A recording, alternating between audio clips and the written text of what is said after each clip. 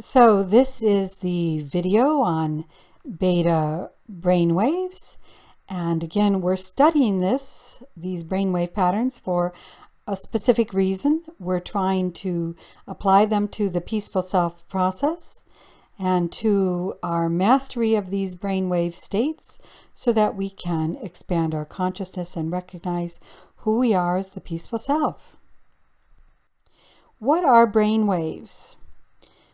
In general, your brain emits electrical pulses which are measured per second, and these pulses are measured by an EEG, an electroencephalogram. And as these cycles per second, CPS, speed up or slow down, the rate of your thoughts also speed up or slow down along with variations in your mood. So understanding what these brainwave states are and how to master them helps us know where we're at consciously, choose them consciously, and get the benefits consciously from them. There are 5 types of brainwaves in general. Beta, which is what we're going to study mostly in this video, which is about 13 to 30 cycles per second. And here we are busily engaged in activities as well as in active thought and active conversation with others. Alpha, which is 8 to 12 cycles per second, is when we're in a more dreamy type of state. We're relaxed. We may be doing a mindfulness meditation. We're more visualizing, imagining. Theta, which is only 4 to 7 cycles per second, is when we're drowsy. It's that place where we're drifting off into sleep. We're a little bit awake, so we kind of know that we're not asleep yet, but we're pretty much headed into sleep. It's also a state that can be accessed during deep meditation and also during lucid dreaming, and it's activated in the dream state as well. Delta, which is where basically we're asleep, 3 to 5 cycles per second. We're not dreaming, and this can be accessed in deep levels of meditation, and there are people that actually know how to be conscious within Delta. So paradoxically, they're asleep but awake, and this is related to states of samadhi. And then the most recent brainwave to be discovered, Gamma, where we are in that state of hyper-learning, but in a specific way, 31 to 120 cycles per second. Even though the mind is learning and processing very fast and is super creative, it's doing it in a way that is in the flow or in the zone. In some ways, it almost seems thoughtless, even though a lot of thought is happening. It's also the state that we reach when we are exercising compassion and empathy for others. But let's talk a little bit more about beta in this video. The benefits of beta. Beta brainwaves are active, as we said, during normal waking consciousness primarily, when your attention is directed towards cognitive tasks and the outside world. So every brainwave is important, and what we're trying to learn is how to consciously choose which brainwave state we want to be in. So if we have to get a lot done throughout the day, beta is the place where we want to be.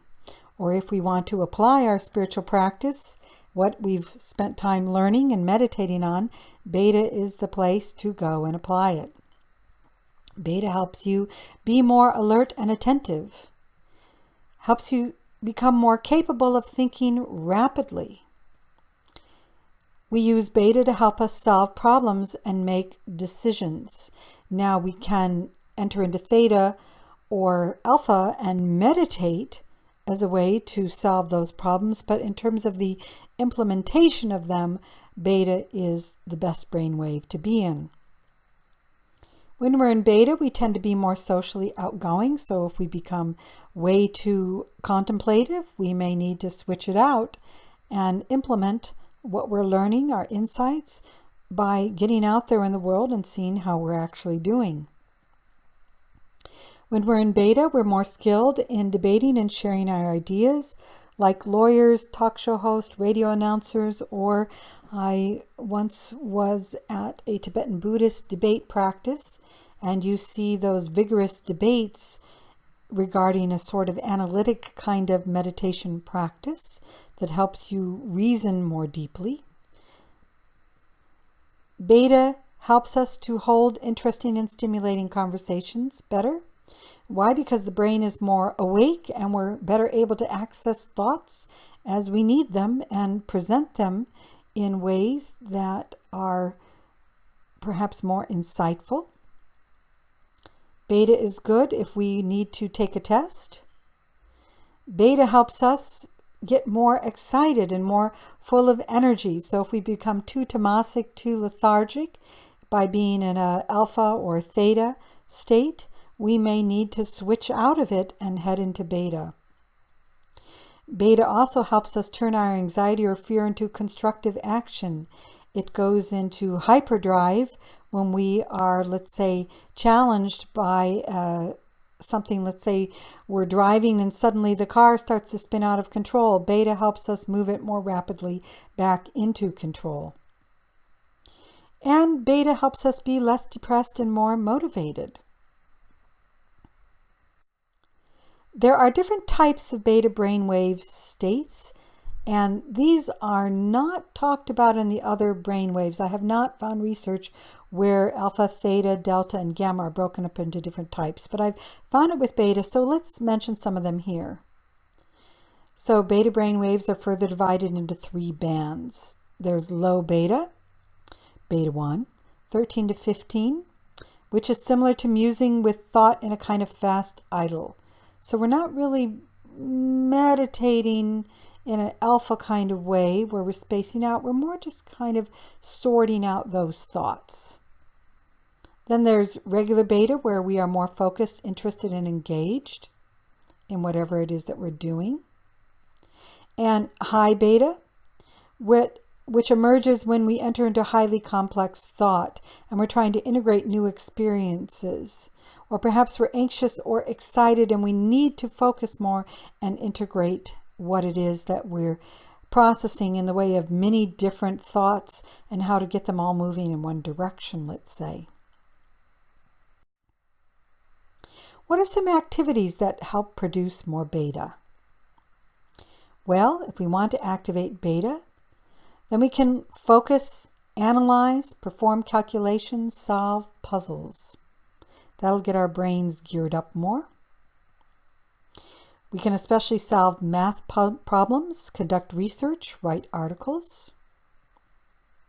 Or we can engage in a lively conversation or debate with somebody. If we're spiritually motivated, perhaps we can test our spiritual ideas by debating them out with others, comparing different traditions, comparing different experiences. We have to keep an open mind to be able to do that. So that's really important. We can get more active in our external environment. We can get more into some karma yoga, where we're moving out into the world in service. We can exercise at a brisk clip or do some aerobics. We can play a high-intensity video game. We can engage in a yoga practice that is more focused or aerobic-like a power yoga.